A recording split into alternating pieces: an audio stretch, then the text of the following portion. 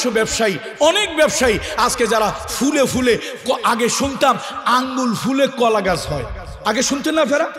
কি ফুলে কি হয়? আঙ্গুল ফুলে। এখন দিন পাল্টাইছে ভাই, এখন আর আঙ্গুল ফুলে কলা গাছ হয় না, এখন আঙ্গুল ফুলে বট গাছ হয়। ওরে বাবা, এক একজন শুনি মাছের ব্যবসা করছে, মাছের ঘের করছে, পোলট্রি ফার্ম করছে, হাজার হাজার কোটি টাকার মালিক হয়েছে। দেশ গ্রামের বাড়ির পাশে সমীরদ্দি তারা পোলট্রি ফার্ম করিয়া বাপের কালের জাগা জমি সব খোয়াইছে, আর উনি নামে একটা পোলট্রি ফার্ম দিয়া 1 বছরে 200 কোটি টাকার মালিক হয়ে গেছে। বোঝেন না টাকাটা কোথার টাকা, কোন জায়গার টাকা বোঝেন না? জিব্রাইলকে আসমান থেকে টাকা দিয়ে যায় নাকি? এই জন্য ভাই, মসজিদ কমিটি তাদেরকে, আর কিছু লোক আছে, রাগ করবে নাকি বলবো কথা, কিছু খাটাস আছে, খাটাস 5 ওয়াক্ত নামাজ পড়ে না, সপ্তাহে একদিন মসজিদে আসে। এখন লোকেরা যদি বলে, 2-1 নামাজি লোক যদি, ভাই মিয়া ওরে বানাইলে কেন, ও তো 5 ওয়াক্ত নামাজ ঠিক মতো পড়ে না, ওরে মসজিদ কমিটি কেন বানাইলা? তো এখন মসজিদে যে উনি আসছে এটা বুঝাইতে হবে না? তো কি করে, মসজিদে ঢুকে একটা শাউটিং করে, এই বাতিটা জ্বালায় রাখছে কে, এই জায়গায় ময়লা কেন? সবাই তাকাইছে, এত বড় আওয়াজ কে করলো? ও আচ্ছা, উনি আসছে। পাবলিক দেখলো, জুমার নামাজের এতগুলি মুসল্লি দেখলো, সলিমুদ্দিন আসছে, সলিমুদ্দিন আসছে। আসলে ও কিন্তু মসজিদে শোডাউন করার জন্য আসছে। আর এই যে শাউটিংটা করছে, বাতি ধরায় রাখা, এটা ইন্নাল মুবাযযিরিনা কানু ইখওয়ানা শায়াতিন, তাবযির করা, অপচয় করা, এটা ইসলাম শরীয়ত পছন্দ করে না। বাতিটা অহেতুক ধরায় রাখছে, এটা ঠিক আছে, কিন্তু ওই দৃষ্টিকোণ থেকে বলে নাই। সে জোর করে শাউটিং করছে, উদ্দেশ্য হলো পাবলিক তারে দেখুক সলিমুদ্দিন মিয়া মসজিদে আসছে।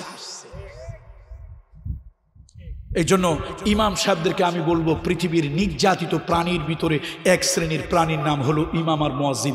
আপনারা ইমামরে সামনে দিয়ে তার পিছনে নামাজ পড়েন, অথচ ওই একটু ময়লা আছে, ইমাম সাহেব কেন পরিষ্কার করে নাই? টয়লেটে একটু পানি ঢালা কেন হয় নাই? এই জন্য ইমাম সাহেব, মুয়াজ্জিন সাহেব দায়ী। আর তুমি মসজিদ কমিটি, তুমি এগুলি করবা।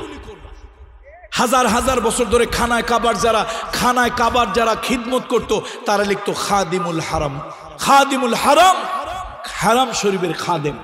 এটা তারা বাদশার থেকেও বড় সম্মান মনে করত। মসজিদ কমিটির লোক যারা হবে, মসজিদও তারা পরিষ্কার করবে, তারা ঝাড়ু দেবে, টয়লেট জনগণের সেবা তারা করবে। শর্ষিনার মরহুম নেসারউদ্দিন রহমতুল্লাহ আলাইহি বড় আল্লাহর একজন ওলি ছিল। হয়তো আমরা ওই তরিকা নাও হইতে পারি। আমার আব্বা নিজে বলেছেন, আমি শর্ষিনা মাদ্রাসায় তখন কামেলে পড়ি, সেই কত 60-এর দশক 50-এর দশকের কথা। তো উনি রাতের বেলায় তাহাজ্জুদের নামাজ পড়ার জন্য উঠবে, তো মাদ্রাসা এক জায়গায়, টয়লেট হলো আর এক জায়গায়, দূরে টয়লেট। তো একটা, তখনকার দিনে তো আর এরকম বিজলি বাতি ছিল না, হেরিকেনটা আস্তে করে টিম টিম করে ধরে। তো ওনার খুব সাহস ছিল, আব্বার সাহস ছিল, যথেষ্ট সাহস ছিল মাশাআল্লাহ। আমার আব্বা, আমি তার সন্তান বলে গল্প করি না, আলহামদুলিল্লাহ, জিন নাম শুনলেই, মরহুম দেলাওয়ার হোসেন আনসারীর নাম শুনলে অনেক খারাপ জিন পায়খানা প্রস্রাব করে তারপরে পালাতো, আলহামদুলিল্লাহ। আমি তার সন্তান হিসেবে বলছি না, বাস্তবিকই। আমার আব্বা ইন্তেকালের সময় বলেছেন, জিনের তদবির যারা করে তাদের পরবর্তী বংশবনিয়াদ পাগল হয়, অ্যাবনর্মাল হয়, পাগল হয়, ডিসেবল হয়, প্রতিবন্ধী হয়। আমার আব্বা ইন্তেকালের আগে বারবার বলেছে, আমার কোনো সন্তান জিনের দ্বারা আক্রান্ত হবে না। কেন? আমার জ্ঞান যতক্ষণ ছিল, আমি জিন দিয়ে কোনো হারাম কাজ, নাজায়েজ কাজ, শরিয়ত বিরোধী কোনো কাজ, আমার স্বার্থের কাজ আমি কোনোদিন জিন দিয়ে করাইনি, কোনোদিন করাই নাই। শরিয়তের বিরুদ্ধে, কোরআন হাদিসের পরিপন্থী, ও নাজায়েজ, হারাম, অমানবিক এরকম কোনো কাজ আমি কোনোদিন আমার জ্ঞাতার্থে আমি কোনোদিন করি নাই। সুতরাং জিনের তদবির যারা করে, জিনের কাজ যারা করে, তাদের বংশবনিয়াতের উপরে এটার একটা প্রভাব পড়ে, তারা পাগল হয়, মস্তিষ্ক বিকৃত হয়, অ্যাবনর্মাল হয়, প্রতিবন্ধী হয়। তো বন্ধুরা, যথেষ্ট সাহসী ছিলেন। আল্লাহওয়ালারা কেমন দেখেন, আল্লাহর ওয়ালারা, অলিরা কেমন।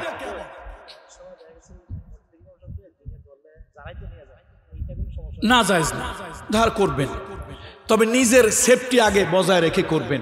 বন্দুক গুলি দেবেন, তবে নিজের আগে সেভ করে, আপনার গুলি যেন আপনার এসে না লাগে। তারপরে উনি তো খুব সাহসী পুরুষ ছিলেন।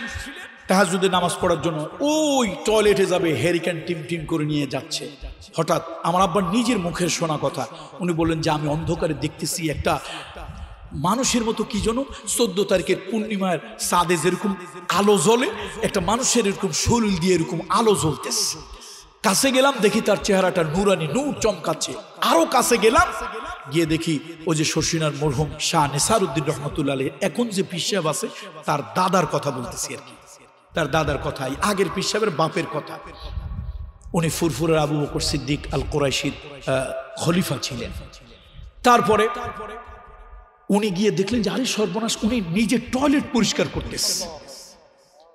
তখন আমার আব্বা বললেন যে আমি একটা চিৎকার দিলাম, উনি টয়লেট পরিষ্কার করতেছে, ছাত্রদের টয়লেট। উনি তাড়াতাড়ি গিয়ে বালতি আর আমরা বলি যে নারকেলের যে শলা পিসা বলি, এটা আমাদের আঞ্চলিক ভাষা, আপনারা কি বলেন আমি জানি না, তো ওই পিসা দিয়ে আর ওই হাতে বালতি একটা নিয়ে এগুলো টয়লেট পরিষ্কার করতেছে। উনি চিৎকার দিয়ে হুজুরের হাতের মধ্যে থাবা দিয়ে এই দুইটা ধরলেন। হুজুর খুব রাগ হয়ে বলে, এই কে তুমি? বলে হুজুর আমার নাম দেলোয়ার হোসাইন। কোন দেলোয়ার, কোথায় বাড়ি? অমুক জায়গায়। কিসে পড়ো?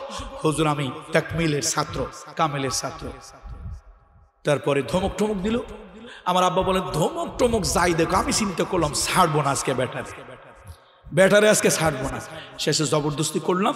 হুজুর আমার কাছে দিলেন, বলেন বাবা তোমার কাছে একটা অনুরোধ, এগুলো বলা দরকার নাই, আমার আমিত্বকে নষ্ট করার জন্য। আর তলিবুল ইলম এরা হচ্ছে আল্লাহর নবীদের ওয়ারাসাতুল আম্বিয়া, আমি তাদের খিদমত করি, নিজের আমিত্বকে নষ্ট করি, ছাত্রদের একটু সেবা করি।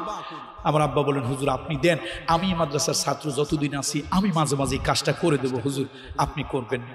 তো আল্লাহওয়ালারা এই কাজগুলি করতে লজ্জা পেতেন না, এটা বরং তাদের আমিত্বকে নষ্ট করার জন্য করতেন। কিছু কিছু মানুষ নিজেরে ছোট করে, আল্লাহ তাদেরকে টেনে কি করে, বড় করে। আর কিছু লোক আছে নিজেরে বড় করে, আল্লাহ ঠাসা দিয়ে কি করে, ছোট করে দেয়। এই জন্য মসজিদ কমিটির লোক হবেন, গিয়েই শোডাউন করার জন্য, এখানে ময়লা কেন, ওখানে পাপোশটা নাই কেন, বাতিটা জ্বলে কেন, এগুলো ভালোর জন্য বলবেন। কিন্তু শাউটিং করে বলার উদ্দেশ্য আপনি যে সপ্তাহে 6 দিন নামাজ পড়েন না, আজকে যে নামাজ পড়ার জন্য, জুমার নামাজ পড়ার জন্য মসজিদে গেছেন, এই শোডাউন দেখাবেন। কি রাগ করলেন আমার কথায়? অসন্তুষ্ট হইলেন? 2-1টা মসজিদ এখনো আছে, মাশাআল্লাহ মাশাআল্লাহ, এখনো 2-1টা মসজিদ আছে। ইমামকে বলে আপনাকে পাওয়ার দেওয়া হয়েছে, কোরআন আর হাদিস থেকে কথা বলবেন, কোরআন আর হাদিসের বাইরে কথা বলবেন না, যত কঠিন কথা হোক, কঠিন কথা হোক। আমি জীবনে এরকম একটা মাহফিল পাইছিলাম নোয়াখালী, এক লোক এসে কয়, আমি নাম বললাম না, সে বলে হুজুর আমি অমুক পার্টির লোক, আমি এলাকার চেয়ারম্যান, তবে আপনার কাছে আমার একটা অনুরোধ, আপনি কথা বলবেন নির্ভয়ে, কোন দল আমার দল, কোন দল কার বিরুদ্ধে কোথায় গেল এগুলা দেখার দরকার নাই, আমি এলাকার চেয়ারম্যান, এলাকার লিডার আমি, ক্যাডার আমি, যা কিছু আমি, আমার উপর দিয়ে কেউ কিছু করতে পারবে না। আপনার কাছে আমার একটা অনুরোধ, কথা বলবেন কোরআন আর হাদিস থেকে, কথা বলবেন আল্লাহ রেজামন্দির জন্য। আপনি কোনো দল ব্যক্তি কোনো দিকে টেনে কথা বলবেন না, আপনি নিঃস্বাধীন নির্ভয়ে কথা বলেন, কোরআনের কথা হাদিসের কথা, যত কঠিন কথা হোক আমি এটা গ্রহণ করব। কিন্তু আল্লাহর কি কুদরত, পরের বছর আমি সেখানে মাহফিল করেছি, ওই চেয়ারম্যান সাহেব মারা গেছে। আমার এত খারাপ লাগছে যে বেচারা এরকম একটা কথা বলল। মানুষের জীবনের শেষ জীবনের কথাগুলি তার গ্রহণযোগ্য হয়, আল্লাহ তাআলা তাকে তার জীবনের ভুল ত্রুটি গুনাহ খাতাগুলো আল্লাহ তাআলা মাফ করুন। দেখেন কত কঠিন কথা বলে, আমি যদি দাঁড়ায় থাকি, এলাকার পুলিশ, এলাকার কোনো দল, কোনো সন্ত্রাস, কোনো কিছু আসতে পারবে না, আমি একা, আমি আছি। আপনি কথা বলবেন, তবে আমার একটা দাবি হলো, কিসের কথা বলবেন? কোরআন এবং হাদিসের কথা বলবেন। কোনো দল, কোনো গোত্র, কোনো দিকে টেনে কাউকে ছেড়ে কাউকে প্রতিপক্ষ করে কথা বলবেন না। আমার এত ভালো লেগেছিল, আমি সেদিন মনে হয় যেন আমি স্বাধীনভাবে কোরআন আর হাদিস থেকে শুধু আল্লাহর সন্তুষ্টির জন্যই কথা বলেছিলাম। তো ভাই এরকম 2-4 জন লোক আছে। যা হোক, তো আমরা কথা বলতেছিলাম কোরআনুল কারীমের সূরা বারাআত বা সূরাতুত তাওবা। আমরা আজকে আমরা হকের পক্ষে কথা বলি না, হকের পক্ষে থাকি না, হকের পক্ষে ভূমিকা নিতে পারি না। আমার বংশ আমার বিরুদ্ধে চলে যাবে, আমার এলাকা আমার বিরুদ্ধে চলে যাবে, আমার নেতা আমার বিরুদ্ধে চলে যাবে, আমার ভাই আমার বিরুদ্ধে চলে যাবে, ইত্যাদি ইত্যাদি।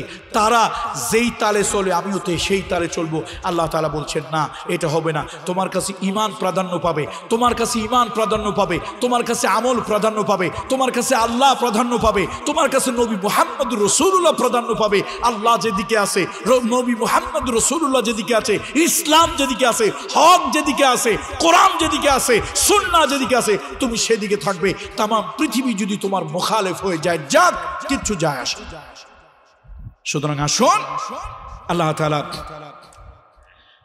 ফাতারাব্বাসু হাত্তা ইয়াতি আল্লাহু বিআমরিহি, অপেক্ষা করো সেই পর্যন্ত আল্লাহর ফয়সালা না হওয়া। এখানে আল্লাহর ফয়সালা বলতে আল্লাহর গজব। আল্লাহর গজব, আল্লাহর গজব কোনো জাতির উপরে পড়ে না, কিন্তু একবার যদি আল্লাহর গজব পড়ে সে গজব থেকে জাতি নিজেকে বাঁচাতে পারে না। আসুন, আমি আমার নিজেকে নসিহাত করছি, আপনাদেরকে আল্লাহর হস্তে নসিহাত করছি, আল্লাহর গজব থেকে আমরা বাঁচি, আল্লাহর গজব থেকে আমরা বাঁচি, আল্লাহর গজব থেকে আমরা বাঁচি। ইমানের উপরে চলবো, ইমানের উপরে চলবো, আল্লাহর দ্বীনের উপরে চলবো, রাসূলুল্লাহর হেদায়েতের উপরে চলবো। আমার বাপ কি বললো, আমার ভাই কি বললো, আমার দল কি বললো, আমার নেতা কি বললো, আমার নেত্রী কি বললো, আমার বংশ কি বললো, কোরআনের কথা আমি সেদিকে তাকাবো না, তাদেরকে আমি প্রাধান্য দেব না, আমি প্রাধান্য দেব আল্লাহ আর মুহাম্মদুর রাসূলুল্লাহ। কি রাজি আছি ভাই? রাজি আছি ভাই? তাহলে দুনিয়ায় কিছুদিন বাঁচবো, দুনিয়ায় কিছুদিন থাকবো, না হলে কিন্তু মুসলমানের উপরে গজব পড়া শুরু হয়েছে, মুসলমানের উপরে গজব পড়া শুরু হয়েছে। কোরআনুল কারীমের ভিতরে আল্লাহ বলেছেন, আল্লাহর গজবের একটা হলো মুসলমানের ভিতরে মুসলমানদেরকে দিয়ে আল্লাহ তাআলা মার দেবেন। আল্লাহ তাআলা মুসলমানদের ভিতরে কিছু জালিমদেরকে মুসলমানদের শাসক বানিয়ে দেবেন, মুসলমানদের ভিতর থেকে মুসলমানদের কিছু জালিমদেরকে আল্লাহ তাআলা শাসক বানিয়ে দেবেন। সেই জালিম শাসকেরা জনগণের ধন সম্পদ লুণ্ঠন করবে, তাদের জীবনের জন্য হুমকি আসবে, তাদের জীবনকে হয়তো জেলের মধ্যে পুরবে, না হলে তাদের নাগরিকত্ব ক্যান্সেল করে দেবে। আল্লাহ তাআলা আযাব দেবেন, কয়েক ধরনের আযাব, তার মধ্যে আল্লাহ তাআলা কোরআন কারীমে বলেছেন এই আযাবটা আল্লাহ তাআলা দেবেন যে তোমাদেরকে বিভিন্ন দলে দলে গোত্রে গোত্রে বিভক্ত করে দেওয়া হবে, তোমরা একে অপরকে হত্যা করবে। আজকে রাজনৈতিক অঙ্গনে তাকালে এক দল আরেক দলের উপরে যতটা মারমুখী, আমার কাছে মনে হয় কোরআনের এই গজবের কথাটা শুরু হয়ে গিয়েছে। আপনার একটা মত থাকতেই পারে, আপনার মতকে আমি শ্রদ্ধা করব, আমার একটা মত থাকতেই পারে, আমার মতকে আপনি শ্রদ্ধা করবেন, আপনার মত আপনি জনগণকে প্রচার করবেন, আমার মত আমি জনগণকে প্রচার করব, কিন্তু আপনারটা আপনি প্রচার করতে পারবেন, আমারটা আমি প্রচার করতে পারবো না। আপনি যা বলবেন এইটার নাম গণতন্ত্র, আমি কথা বললে এটা গণতন্ত্র হবে না। আপনার কিতাবে যদি লেখা থাকে, এই শোনেন, ঢাকা বিশ্ববিদ্যালয় অল্প কিছুদিনের জন্য হলেও, আমিও রাষ্ট্রবিজ্ঞানের ছাত্র ছিলাম, রাষ্ট্রবিজ্ঞানের ভাষায় রাষ্ট্রবিজ্ঞানের ভাষায় আপনি কথা বলবেন, এইটার নাম গণতন্ত্র। আপনি চিৎকার দেবেন, এইটার নাম গণতন্ত্র। আপনি প্রভাব দেখাবেন, এইটার নাম গণতন্ত্র। আপনি অস্ত্রবাজি চাঁদাবাজি করবেন, এইটার নাম গণতন্ত্র। আপনি এসে মোড়লগিরি করবেন, এইটার নাম গণতন্ত্র। আর দেশের একজন নাগরিক হিসেবে আমার সামান্য কথা আমি বলতে পারবো না, এইটার নাম যদি হয় গণতন্ত্র, আপনি বলতে পারবেন, আমি বলতে পারবো না। তাহলে আপনি ভালো করে শোনেন, এমন গণতন্ত্রকে আমি জোতা পেটা করি, জোতা পেটা করি, জোতা পেটা করি, বঙ্গোপসাগরে নিক্ষেপ করি। এই গণতন্ত্রে আমার দরকার নাই। তুমি কথা বলতে পারবে, আমি বলতে পারবো না। তোমার শাউটিং চলবে, আমার শাউটিং চলবে না। তোমার মাতবাড়ি চলবে, আমার মাতবাড়ি চলবে না। তোমার কথাই সঠিক, আমার কথা ভুল, এটাই যদি হয় তোমার ডেমোক্রেসি, এমন ডেমোক্রেসিকে আমি জুতা দিয়া পিটাই, জুতা দিয়া পিটাই, জুতা পিটা করে বঙ্গোপসাগরে নিক্ষেপ করি। তুমিও কথা বলবে, ইউ হ্যাভ রাইটস। তুমি কথা বলবে, আই হ্যাভ রাইটস অলসো। আমারও তো কথা বলার অধিকার আছে, আমিও তো নাগরিক। আমি কথা বললেই তুমি সন্ত্রাসীর মতো আমার বিরুদ্ধে তেড়ে আসো, এটা কোন ধরনের ডেমোক্রেসি? সুতরাং আসুন, আমি মুসলমান, আমার কথা আমি বলবো, আমি আল্লাহর পক্ষে কথা বলবো, কোরআনের পক্ষে কথা বলবো, রাসূলুল্লাহর পক্ষে কথা বলবো, ইসলামী তাহজিব তামাদ্দুনের পক্ষে কথা বলবো। আমি দুনিয়ার কাউকে ভয় করে কথা বলবো না।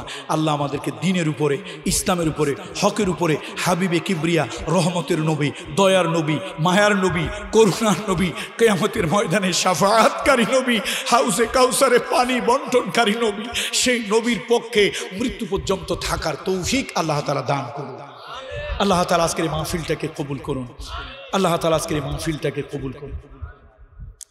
জি, মাহফিলটা প্রতি বছর হয়, এবছরও ইনশাআল্লাহ হবে, আগামীতেও হবে ইনশাআল্লাহ। তো এই মাহফিলটার জন্য আগামী বছর আল্লাহর কোনো বান্দা যদি চাই, লাইটিং চাই আর হ্যান্ডবিল পোস্টার চাই, আপনারা দিবেন। আলহামদুলিল্লাহ, আপনাদের মধ্যে আল্লাহ বরকত দেবে। দেখুন, এই ওয়াজ মাহফিল করা রাজনীতি উদ্দেশ্য না, এই ওয়াজ মাহফিল ভোট উদ্দেশ্য না, এই ওয়াজ মাহফিল দল উদ্দেশ্য না। কোরআন এবং হাদিস হলো নূর। বলেন, কোরআন আর হাদিস হলো নূর। এই অন্ধকার সমাজকে কোরআন হাদিসের নূর দিয়ে আলোকিত করার জন্য আমাদের এই দিলগুলি মরে যায়, এই দিলগুলি মুর্দা হয়ে যায়। কোরআন আর হাদিসের আলো দিয়ে এই মুর্দা দিলকে কোরআন আর হাদিসের নূর দিয়ে মুর্দা দিলগুলোকে জিন্দা করার জন্য এই মাহফিলের আয়োজন। আগামীতে মাহফিল হবে, আগামীতে মাহফিল হোক।